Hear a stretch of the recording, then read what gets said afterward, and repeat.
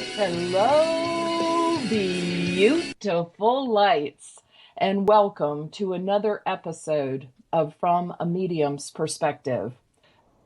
So, mediumship can be developed in two different aspects.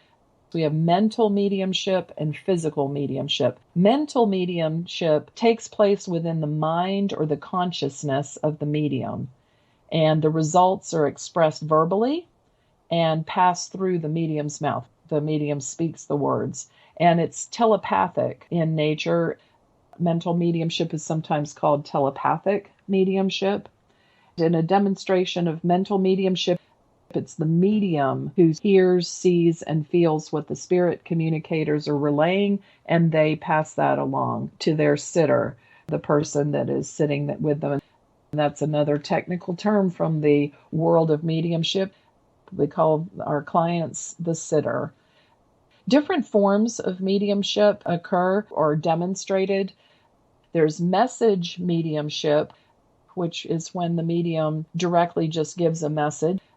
And many people in the general population feel a connection to a spirit that's passed and feel like they had a message to give somebody.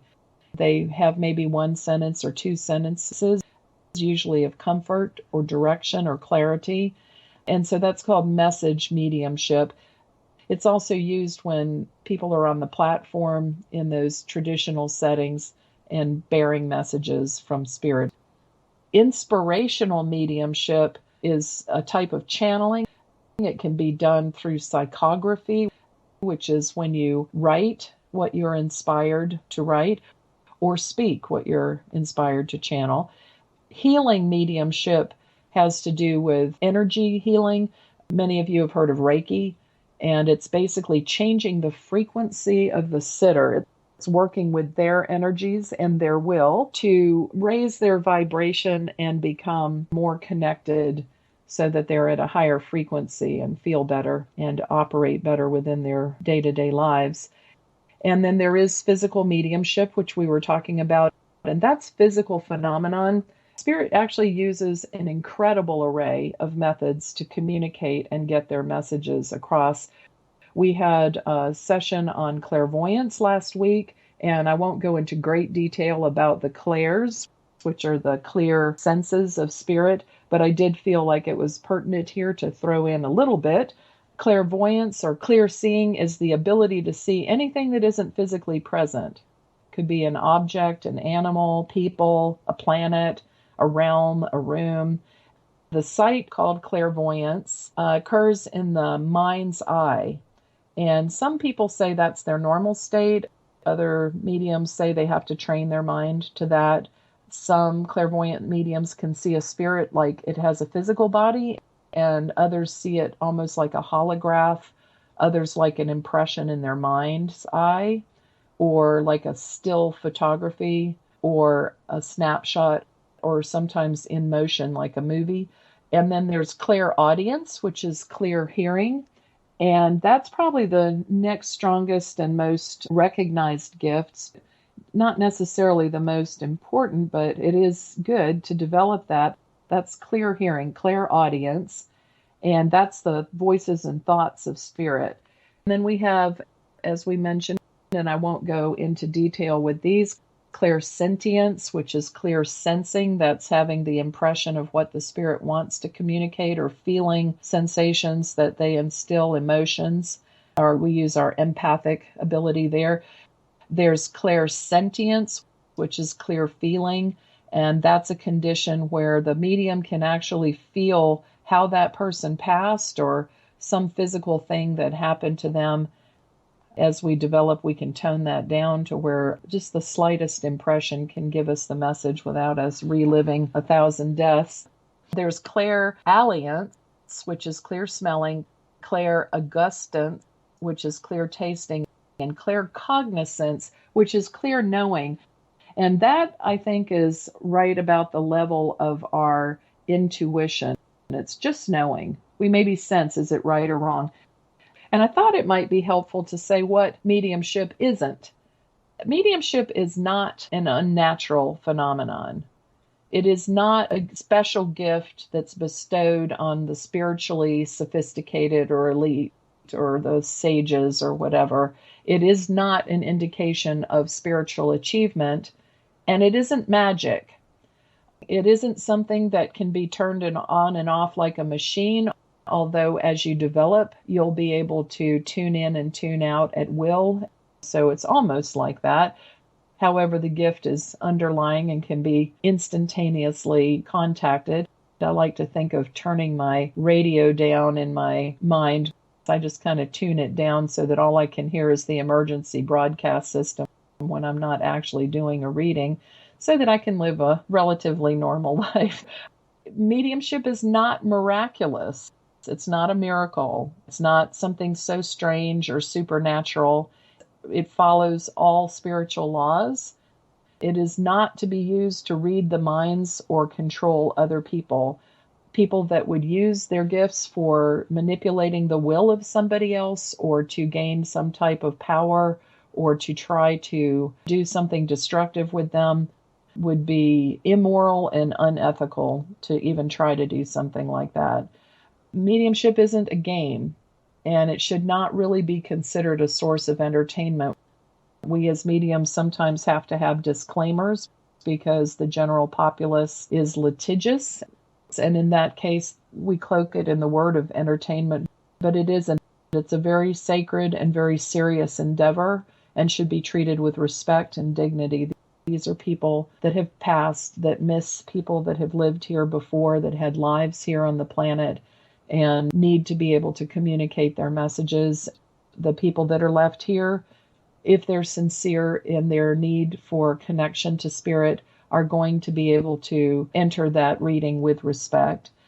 Mediumship is not dangerous. Probably drinking alcohol would be considered way more dangerous than mediumship, as long as it's practiced with responsibility and respect and proper protection is set in place. The balance of the mind of the medium in terms of their ego and their intellect is in check. It should be just fine. Actually, I mentioned before, drugs and alcohol tend to be a very bad way to try to connect with spirit because it opens the portal too far.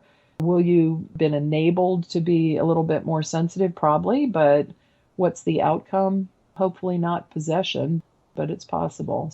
It's really something not to mess with. If you say don't drink and drive, well, don't drink and channel. We have spirit guides and spirit teachers. I want to differentiate the fact that a spirit, which is a person that has lived on earth that passes, does not become our guide.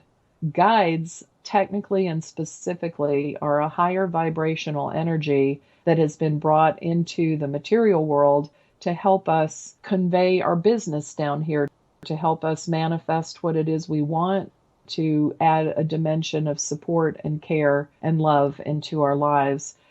Spirits also are not angels. Angels are another rank and file. They are not guides and they are not spirits. Just thought I'd clarify that for you. Your guides can be very helpful in the development of your mediumship. You may or may not know them, and that might be one of the first things you want to do in your meditations, is to try to connect with your guides so that they can work with you. I started to ask my guide. I didn't know what her name was. I just said, I want to know who my joy guide is, which was our child guide, the one with high energy that serves as a gatekeeper between the two worlds for us. Their voices are very much like our intuition. When I least expected, I heard her voice. She just popped up and went, Primrose. And I was like, oh, what a beautiful name. So what's it like to get a message? The initial stage might not be very clear.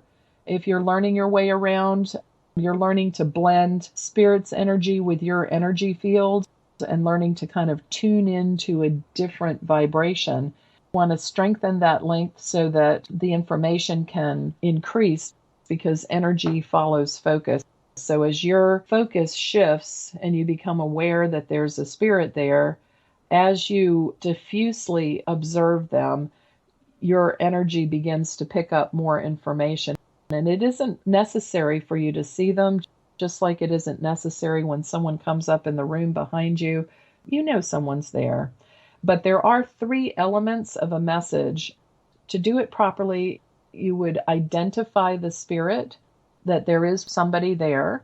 Then you would describe who it is or what you're seeing or feeling or getting as far as their personality, maybe what they look like. You might start even using gesticulations like manners, and your hands might fly around doing some particular Mamma Mia kind of thing, or you might pull a ring on and off your finger or do something that you don't normally do. That's the spirit blending their energies with yours. And once you've described that person that's there or that energy that has come to bring their message, then you give that message. You don't know how the message is going to come until you begin speaking. As you begin starting your mediumship, you might be sitting there and thinking, okay, what am I going to say? I don't know what I'm going to say. And it isn't you, so you don't have to worry about it. The information is always going to be 100% true, always accurate, as long as you convey it accurately and not add or subtract anything. And once you get started, Spirit will give you something to pick it up with. Spirit will pick up the corner of the message by giving you a symbol or an energy or putting a thought in your mind or a color in your mind or beginning to describe a spirit. Or you might hear the words of a message started. And I just promise, if you open your mouth and keep talking, things will come out that are far beyond your knowledge. And it's an amazing, amazing process. Evidential mediumship, you'll hear me say that throughout many of the shows. I'm pretty strong on believing that we should prove that we're talking to a spirit. It shouldn't be just willy-nilly and, oh yeah, I've got somebody here and they're a grandmother and just boom, boom, boom, boom, boom. You know, you should give something more than that when you're giving a message so that they know. Is it their mother or father's grandmother? Or are they tall or short? You know, what ethnicity are they? So gathering that kind of information, taking a minute to absorb their mannerisms and the way they talk, images that they give you, their knowledge of past, current, and future situations, even sometimes names, although Spirit does not just walk up and go, hi, you know, I'm John Smith, I live at such and such address, and this is my phone number. It would be easier if they did for us as mediums, but then we would lose the mystery. It's very important as you pull in information that you sort the evidence that you're getting. One of the mistakes that starting mediums that are connecting run into, and on occasion I still have to unwind this, because you're reaching into a spirit realm where there are many voices, they're collective voices. You might need to be very discerning in developing your gifts so that you can identify which voice is speaking and not blend it in with another voice. Also tuning in so that when you start a physical description, that you know that it's attached to that particular person, not 2 or 3 people that walked up together and you start a name with one and a physical description of another and then a message coming from an entirely third, which can confuse your sitter. They don't understand when you start talking for 3 people simultaneously. It's really important to tune in. It's really all in the details. And it's important to deepen your messages through question and focus. Pay attention and describe everything that your attention is drawn to. You don't always need a complete message formulated before you give it. Link up with them, intensify that link, give the message, and fade out. Or connect, give the proof, give the message, get out. It's a pretty straightforward process. I wanted to talk to you a little bit about ethics today because it's really important for us to retain a sense of responsibility when we give our messages to people. And I would like to share what I call a medium's pledge. It looks like there's enough information I could do a second show. Next time I'm going to be talking a little bit about physical mediumship, so I'm going to add in some of the stuff we didn't get to today. But a medium's pledge goes like this, and I rephrased one that was written by the spiritualists.org. I just liked it the way I wrote it. I promise to be totally honest, true to spirit and self, to give what is given without any embellishments or attempts to decipher what is given. I promise to not allow my own personal biases, prejudices, viewpoints, and pet theories to color or distort the communications from the spirit realm. I promise to maintain total confidentiality. I promise to only relay information to the sitter that has been given by spirit, not embellished or sensationalized in any way, nor toned down.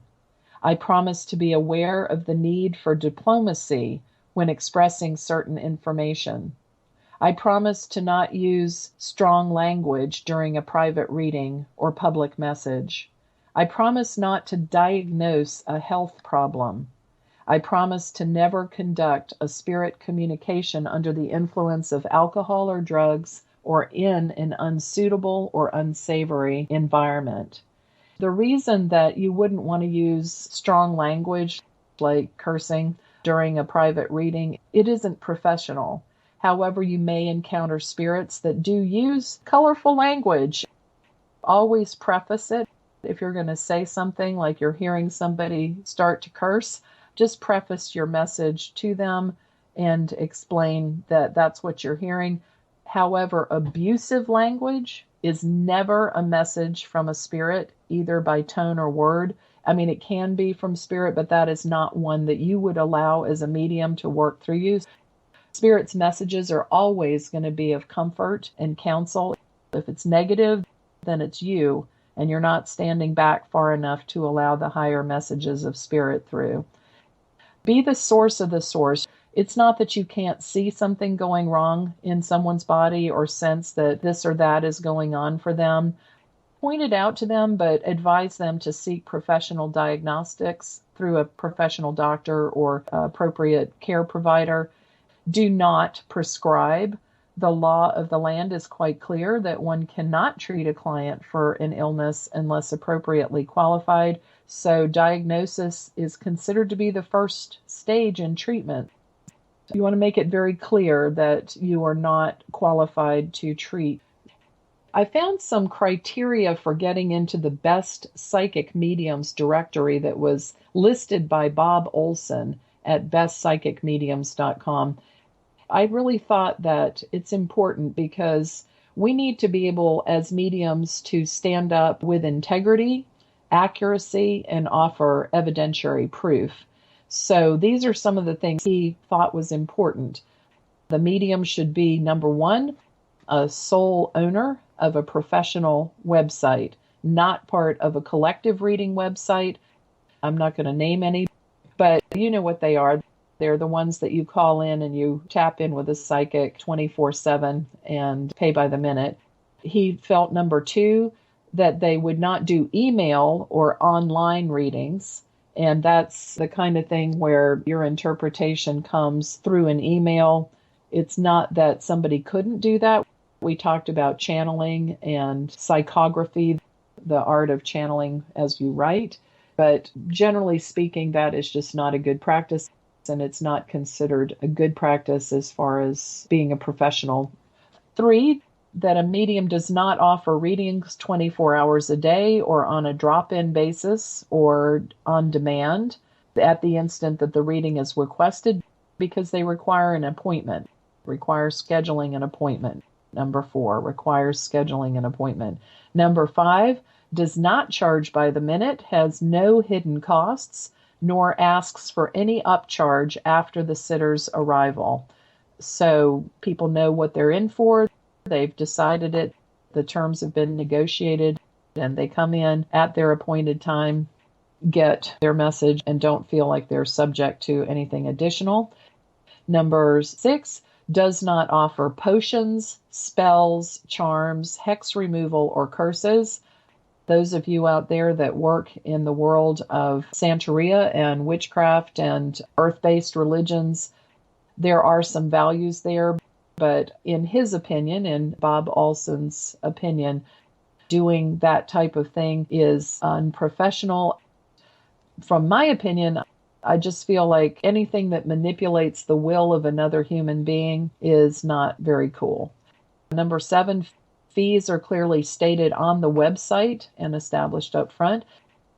Number 8, does readings in person, by phone, or by Skype or other visual media exclusively. And number 9, registered as a business in the local governance. So those are just some guidelines when looking for a medium and also building your practice as a medium or psychic or astrologer or tarot reader. You would want to follow those principles for the highest practice. I wanted to bring out, it's not just ethics, but there's really a serious nature to delivering a message to somebody. The first time that I began working with spirit and was training in a particular metaphysical church that I used to go to, one of the mediums there mentioned a situation, and this one really brought me a whole lot of seriousness to heart when I heard that. He was talking about giving messages at a service where people were filling out questions on pieces of paper and turning them in. He was psychometrically and clairvoyantly and empathically connecting and telepathically connecting with the paper and the people that had their initials written on the paper. And he said when he got to the last message, the question was, should I kill myself? And you can feel how serious that is. So maybe the medium would have been tired, trying to think that positive answers are better than negative answers. But in this case, had somebody said yes, the results would have been very severe. So you don't know what state of mind your sitter is in, the person that comes to you for the reading, and you should be respectful of the fact that people's emotions and states of mind range from the full gamut of happiness to despair. So take your readings seriously. So I promised that I would share the story about the first time that I heard the term medium applied to me. Even though I had kind of trained and practiced a little bit, maybe for about 1.5 years, and had had the gift all my life, absolutely all my life. In fact, my first memory was seeing spirit in my crib.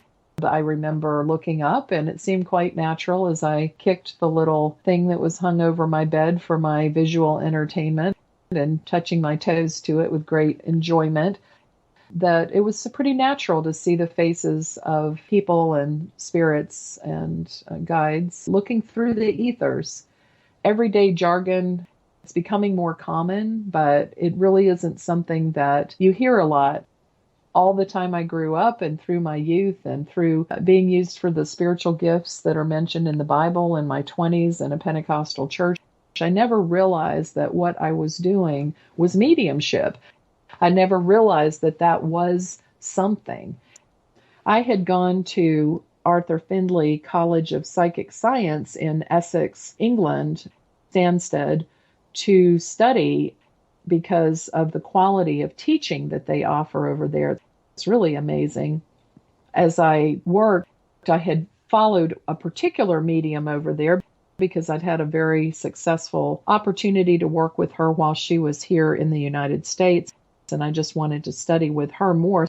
So I kind of bumbled over to England and went on in there. And in the first class, we were talking about presenting your mediumship. The medium that I followed over there had paired us up on the platform in teams of 2, and I was paired up with a French medium, Alana Mayan, who's a very gifted medium herself. We were supposed to look out into a crowd of about 45 people, and we were supposed to see who connected with spirit first and who would piggyback on the information of the first person to speak up.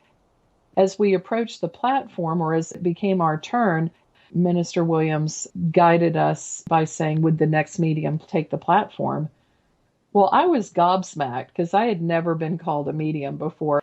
I felt like Gomer Pyle or something. I was like, oh my gosh, I'm a medium. I really felt like kind of, I don't know, just silly and goofy because I had never had that name attached to me. This was in 2010. So I took the platform and Alana and I were standing there We looked out and I started seeing sort of a mist over the heads of people. I had never done this particular trained style. I was learning to develop my mediumship at that time. And a spirit walks out of the clouds there. I started describing her. I said, I have a woman here. She looks like Margaret Thatcher. Got her hair kind of pulled back and up in kind of a bun, but she's got that big hair, sort of Mary Poppins kind of thing going on. And she's wearing a cotton 1950s house dress. I said, inside of her, she's showing me this little child. To my large surprise, Minister Williams spoke up and said, I think that's my mother. Let the other medium work. So Alana kicked in, and Alana said, yes, when you said cotton house dress, I saw a white cotton house dress, and I thought of safaris. And when I thought of safaris, I thought of alligators. And when I thought of alligators, I thought about alligator bags. And I think this woman would have carried an alligator bag. And Minister Williams said, very good, my family made alligator bags. And I pitched in and I said, oh, and the shoes were slamming. And she said, yes, she did match her shoes with her bag. Very good, go on with the message. So her mother showed me this little girl inside of her. I said, well, it's interesting that Alana saw a white dress because I saw one that was navy and white pinstripe. And the minister said, oh, well, that's because that's my school uniform. I wore that type fabric then. So I said, well, what she's showing me, I really feel like she was very cut off from people and that she was very isolated, like she isolated herself emotionally. And she's showing me the little girl inside of her and letting you know that it's the same as the little girl inside of you. And Minister Williams said, very good. That's what I was just thinking about this morning. Very good. Next. But it was a wonderful experience. It was a wonderful experience to be acknowledged as a medium. And the teaching styles that I encountered at Arthur Findlay College of Psychic Science have influenced the way that I teach my students. I really tailor it to them and give them experiences that show them what they can do rather than what they can't do. It was a wonderful experience. I didn't want to go. The 3 readings that I received over there from some of the mediums that taught there, and I consider them all world-class mediums because I don't think it gets much better than that. They're the teachers of the teachers. They all 3 told me that I should be doing private readings and teaching. And so that's what I did when I came back in 2011, and it has become my greatest joy. So I just wanted to share that with you, and that's sort of a tale from the other side. To top off our show, I've got an exercise that you can do at home to build your mediumship skills. So let's get our psychic knuckles cracking. There's kind of a process that we go through in creating our connection with spirit. One of the most important things is if you're going to work in spirit, that you suit up, wear psychic protection when you go in. And I've done an episode on that. It's available for you if you're interested to listen to. But I wanted to share something that I have found very helpful in building that protection. And it goes kind of like this. I'm going to do it for me, but you can substitute your name for my name. And it says, I, Tracey, ask the ministering angels of higher intelligence and the teachers of my inner band to unite with me in the building and strengthening of my protective aura, so very, very strong that only the vibrations of truth, light, love, peace, knowledge, wisdom, healing, and understanding be permitted to touch, influence, or use me in any manner. And I thank you. That's the bomb diggity when it comes down to affirmations, and I will probably use it on other shows as well. It's a fabulous one there. So I hope you found that helpful. Meditation is the way to develop your gift. Trance work, light altered state, deep altered state, getting yourself in a state of calm so that you can let go of your ego and your intellect. There are lots of ways that we can meditate, and I'll be sharing lots of in-depth exercises as we go through our shows. But basically, they can fall in the categories of relaxation, focus, like you can look at a mandala or your breath, grounding exercises where you picture connection to the earth, visualizations where you're creating things around you, maybe a shield or allowing things to detach from you, maybe cleansing or balancing your chakras. There are healing meditations that can use crystals or not, grounding meditations within that discipline, meeting your guides and angels, seeing auras, yours or the auras of other people, feeling your aura, feeling the auras of other people, closing your eyes and just letting your mind's eye kind of wander, or maybe imagining something tactile. And you can always practice your psychometry, which is reading the story of what happened that is attached to an object. Even houses tell stories, and that's how come some people can feel what's happened there.